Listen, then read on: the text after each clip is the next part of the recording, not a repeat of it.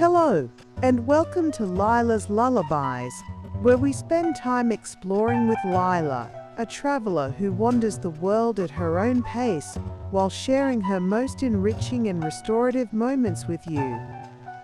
In tonight's story, we'll follow Lyla as she meanders along the incredible beachfront of Ipanema and Leblon in Rio de Janeiro, Brazil, on the eve of Carnival. There's nowhere you need to be, nothing you need to remember. Just settle in, get comfortable, and let yourself go. We're so glad you're here. Whenever you're ready, let's begin.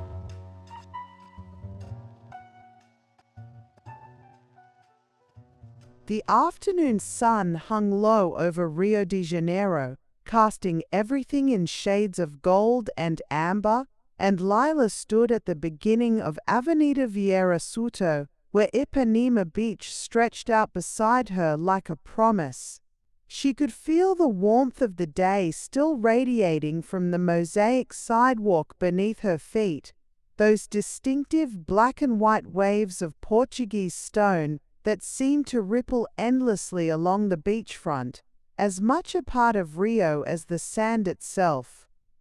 It was Carnival week, and the city hummed with a particular energy, not frantic, but alive in a way that felt both celebratory and somehow natural, as though Rio had simply turned up the volume on what it already was. Music drifted from somewhere down the beach, a samba rhythm that seemed to pulse in time with the waves. Lyla began to walk, heading south along the wide sidewalk that ran between the beach and the elegant apartment buildings lining the avenue. The buildings were tall and cream-colored, their facades a mix of mid-century modern and Art Deco, balconies stacked one above another, many draped with towels or plants, or, this week, strings of colorful flags and banners in celebration. The beach to her left was still busy. Despite the approaching evening, vendors pushed carts along the sand, calling out their wares: mate, agua de coco, biscoito de polvillo. The words floated past her, musical even in their everyday practicality. Groups of friends sat in circles on the sand, some playing cards, others simply talking, their laughter rising and falling with easy rhythm. A few die-hard sunbathers remained on their towels, unwilling to let go of the day's warmth. Lyla paused to watch a group of young men playing footvolley, a uniquely Brazilian combination of football and volleyball that seemed to require impossible athleticism and grace. They moved across the sand with fluid precision, striking the ball with feet, chests and heads, never letting it touch the ground. A small crowd had gathered to watch, and when someone made a particularly spectacular save, everyone applauded, including Lyla. She continued on, passing one of the many beach kiosks, simple structures painted in bright colors with plastic chairs and tables scattered in front. This one was turquoise and yellow, and people sat drinking beer from small glasses, eating empadas and coccinhas, the air around them fragrant with the smell of fried dough and spiced chicken. A waiter in a white shirt and black vest moved between the tables with practiced efficiency, balancing a tray high above his shoulder. The mosaic sidewalk felt smooth under her sandals, and Lyla found herself naturally following its wave pattern, her steps falling into an easy rhythm. Palm trees rose at intervals along the avenue, their fronds rustling in the gentle ocean breeze. The air tasted of salt and something sweet she couldn't quite identify. Perhaps from the sugarcane juice vendor she'd passed a moment ago, his metal press gleaming in the lowering sun.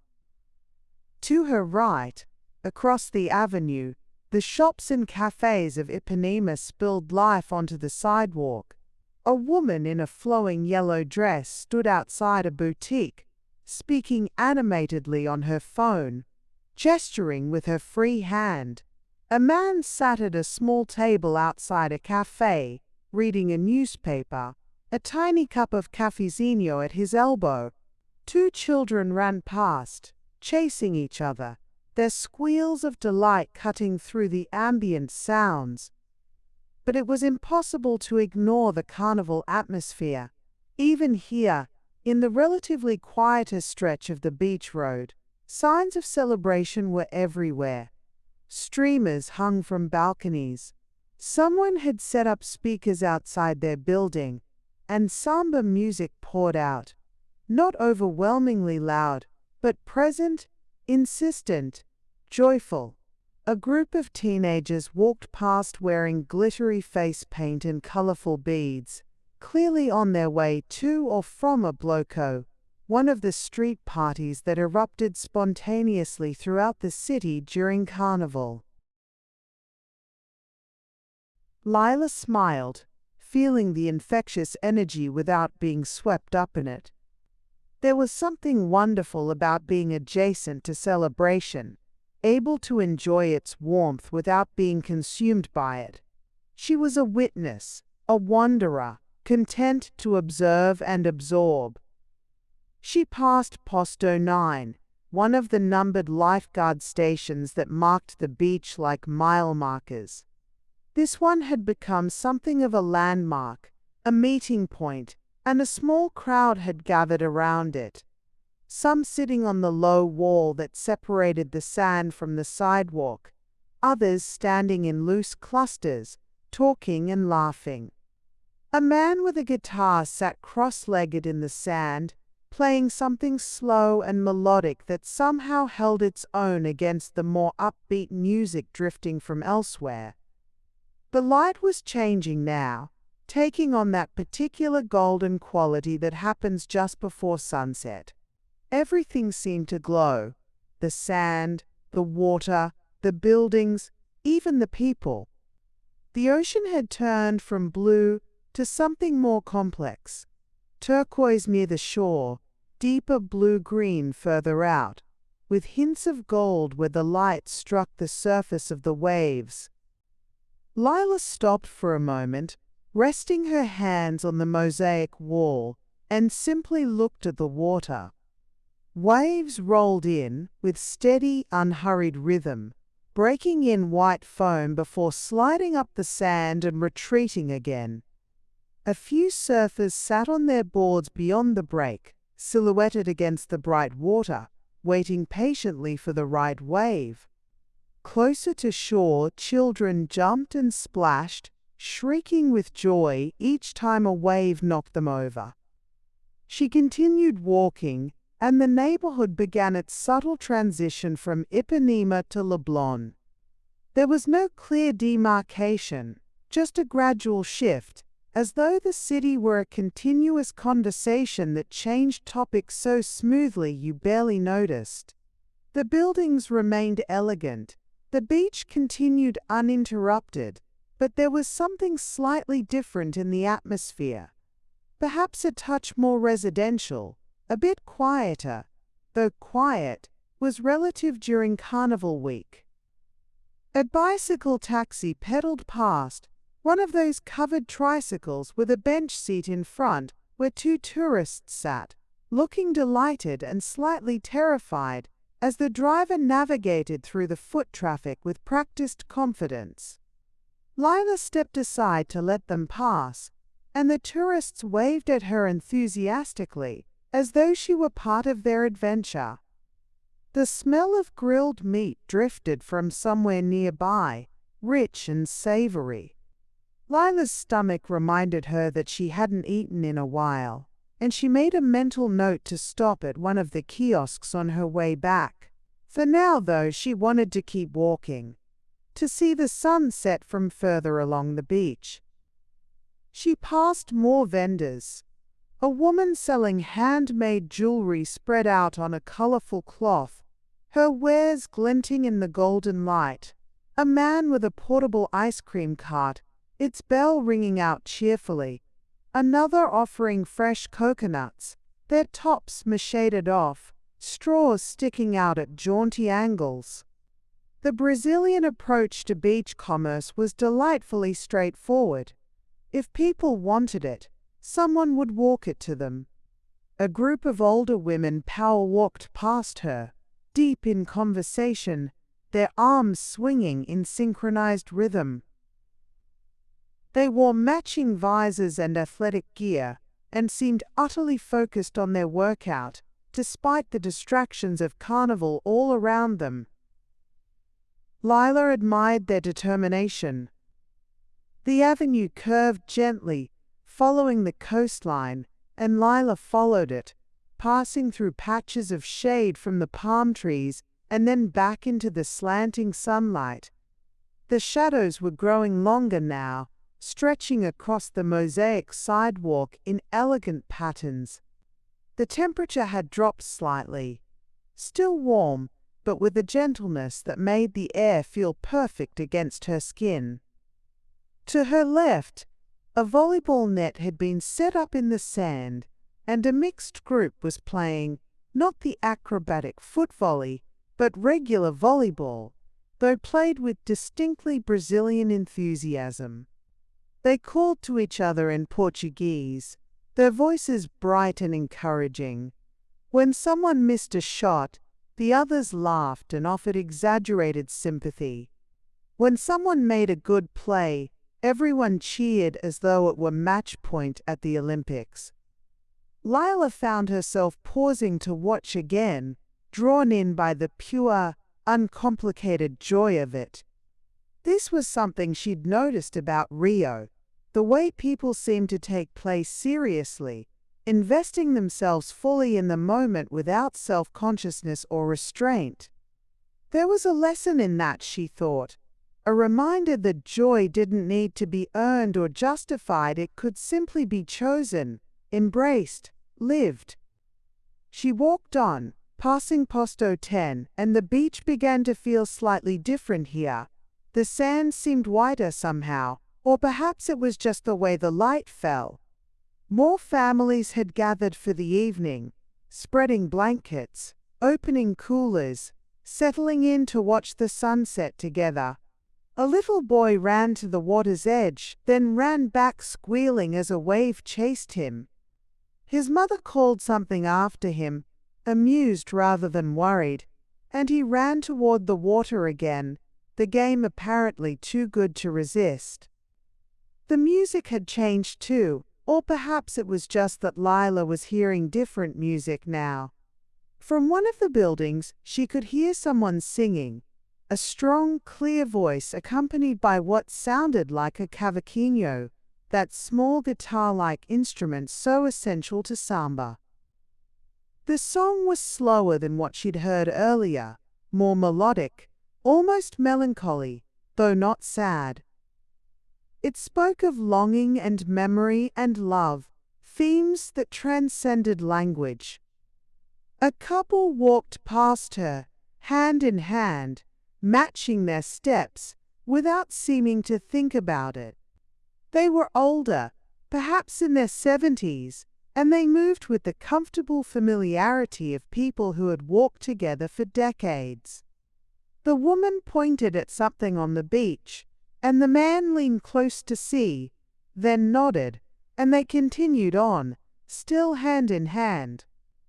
Lyla reached a section where several kiosks clustered together, creating an impromptu social center.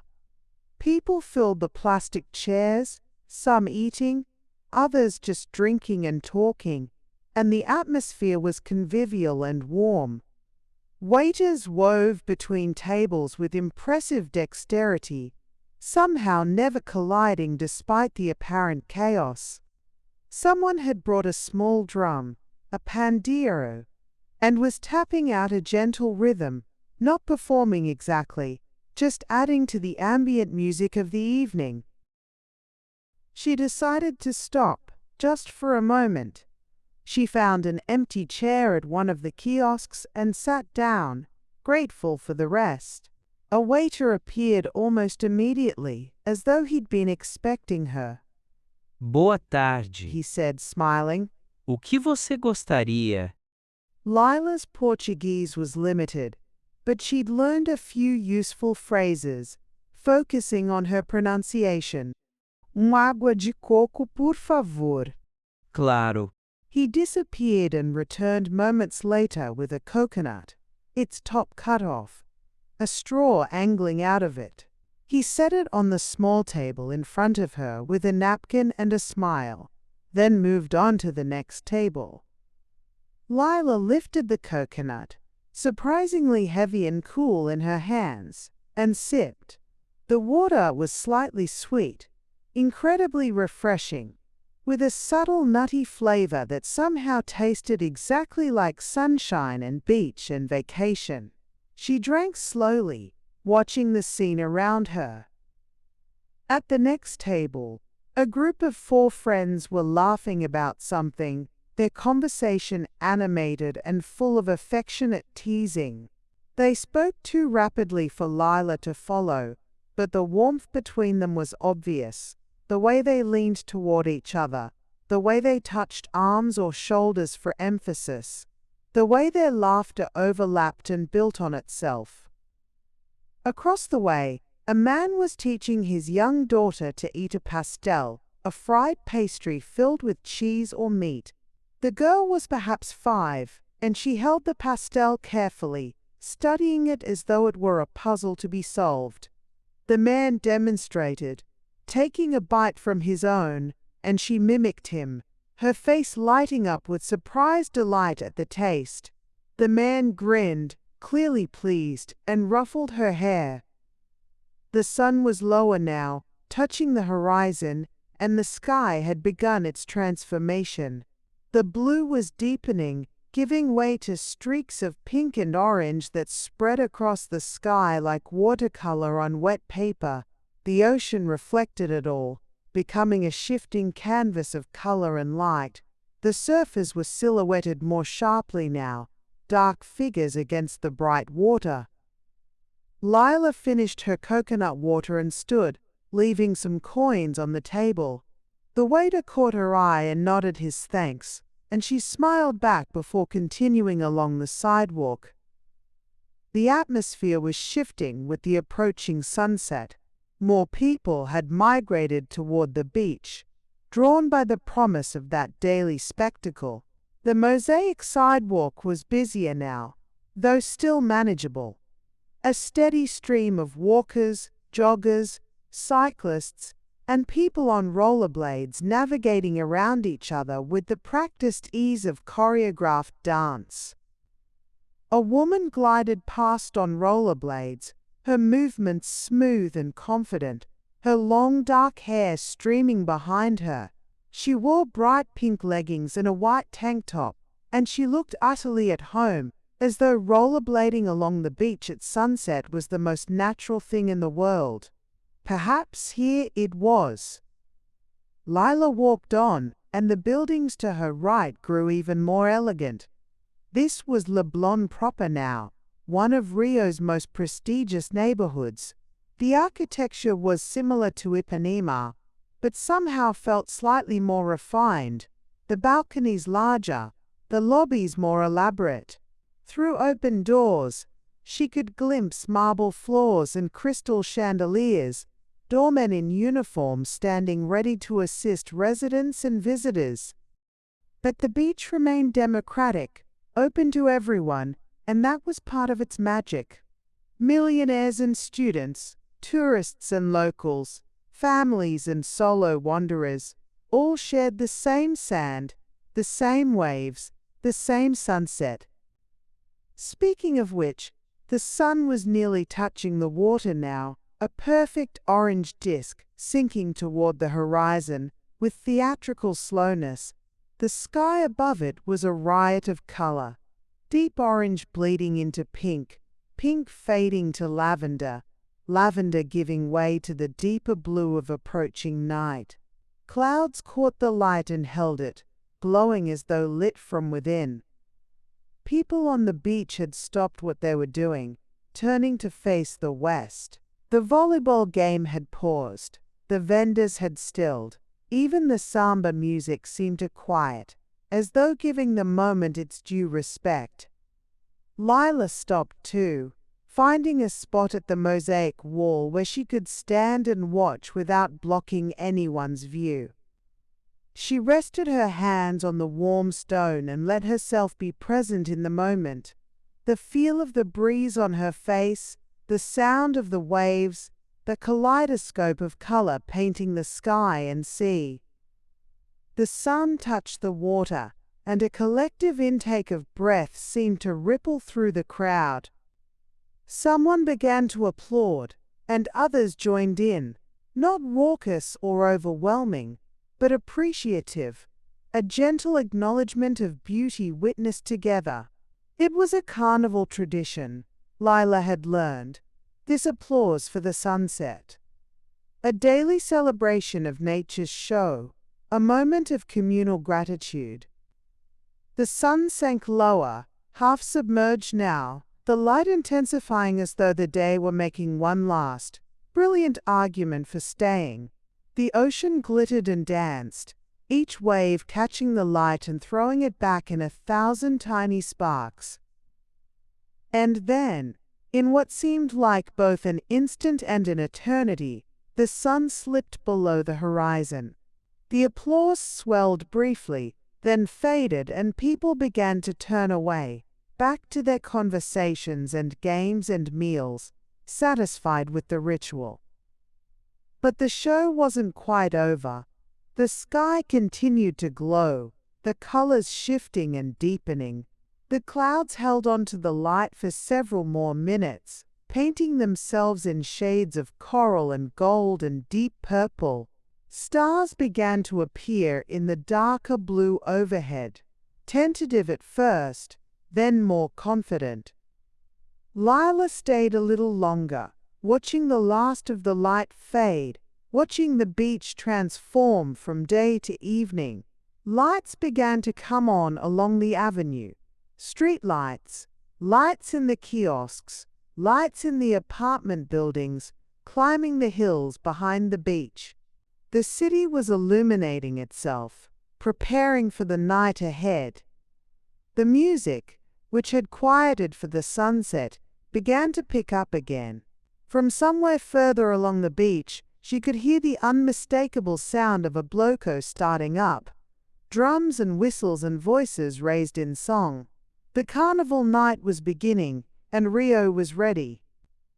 But Lyla felt content where she was, in this transitional moment between day and night, between the quiet of observation and the energy of celebration. She began to walk again, heading further into Leblon, with no particular destination in mind.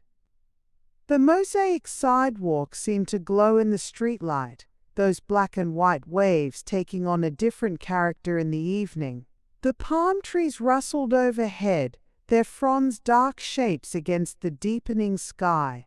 The air had cooled slightly more, perfect now, that ideal temperature where you noticed neither heat nor cold, just comfortable existence. She passed a small park, Praza Antero de Quental, where people had gathered on benches and at the small playground. Children played under the watchful eyes of parents and grandparents.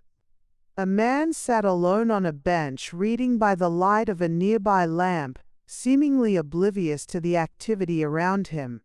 A couple sat close together on another bench, talking quietly, their heads nearly touching. Beyond the park she could see lights on the hills rising behind Leblon, favelas climbing the slopes in a cascade of illumination, each small house adding its light to the constellation. From this distance, with the lights twinkling against the dark hillside, they looked almost magical, like stars brought down to earth. Lyla continued along the avenue, passing restaurants that were beginning to fill with dinner guests. Through open doorways, she could see white tablecloths and flickering candles, hear the clink of glasses and cutlery, catch glimpses of waiters moving with balletic grace between tables. The smells drifting out were intoxicating: grilled fish, garlic, lime, fresh bread. She reached the end of Leblon Beach, where the land curved around, and the neighborhood gave way to the rocky coastline of Dois Irmãos, the two brothers, the distinctive twin peaks that marked this end of the beach. In the growing darkness, there were solid shapes against the sky, guardians of the neighborhood. Lyla stood there for a moment, at the southern end of her walk, looking back the way she'd come. She could see the lights stretching along the curve of Leblon and Ipanema, the beach a dark strip between the illuminated avenue and the darker ocean. Waves continued their eternal rhythm, glowing white where they broke, then disappearing into darkness. The music from the distant bloco was clearer now, or perhaps there was another one closer. The drums created a heartbeat rhythm that seemed to pulse through the ground itself. Voices sang in Portuguese, the words indistinguishable, but the joy unmistakable. This was Rio during Carnival, music and light and celebration woven into the very fabric of the evening. But here, at the edge of things, there was also quiet. The sound of waves, the whisper of wind through palms, the steady breathing of the ocean. Both could exist at once, the celebration and the peace. And that felt very Rio too. A city that understood how to hold contradictions, how to be many things at once. Lyla turned and began to walk back, retracing her steps along Avenida Vieira Souto. The sidewalk was still busy but had taken on a different energy. People moved with purpose now, heading to dinner, heading to parties, heading home. A group of young women passed, dressed in elaborate carnival costumes, feathers and sequins in brilliant colors, clearly on their way to one of the balls or street parties. They were laughing, adjusting each other's costumes, taking selfies with their phones, their excitement palpable. She passed the kiosks again, even busier now, every chair filled, people standing in groups with drinks in hand.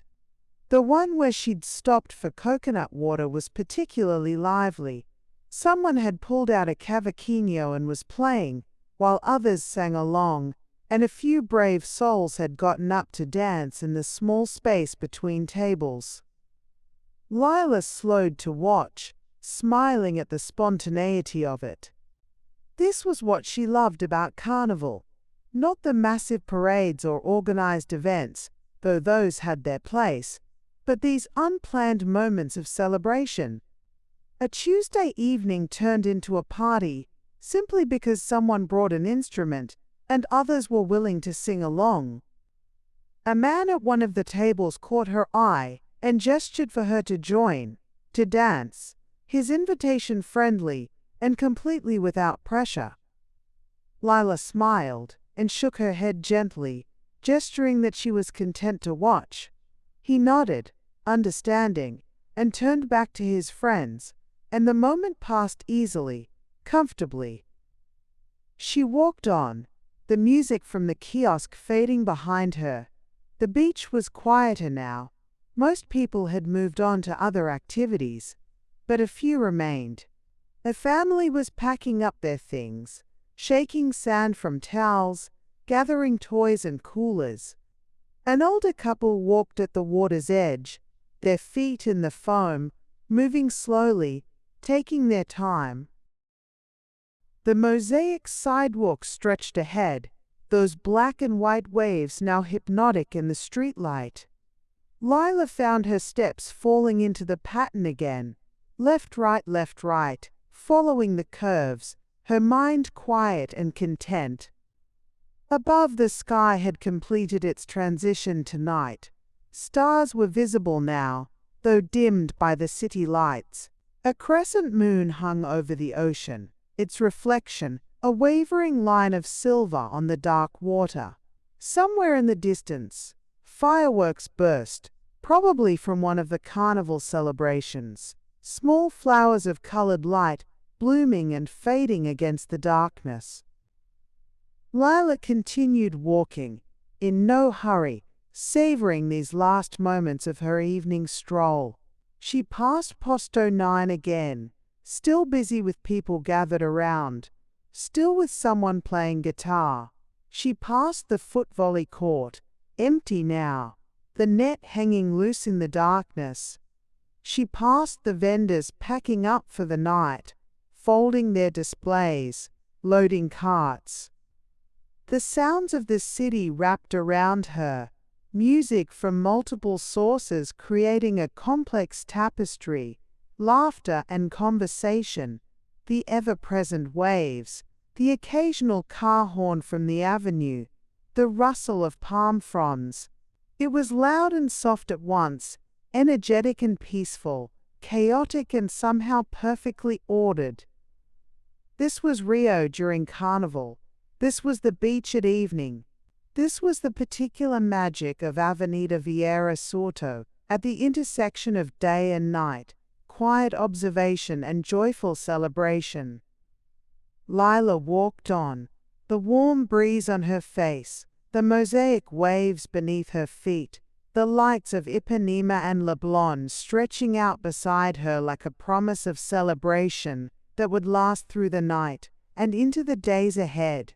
She felt engaged and alive, excited by the energy around her yet calm within herself, carried along by the rhythm of the city and the sea. And as she walked, Rio continued its eternal dance, the waves rolling in, the music playing on, the lights glittering against the dark, the city breathing in and out with the pulse of Carnival, with the pulse of life itself, welcoming all who came to witness and wander, and simply be.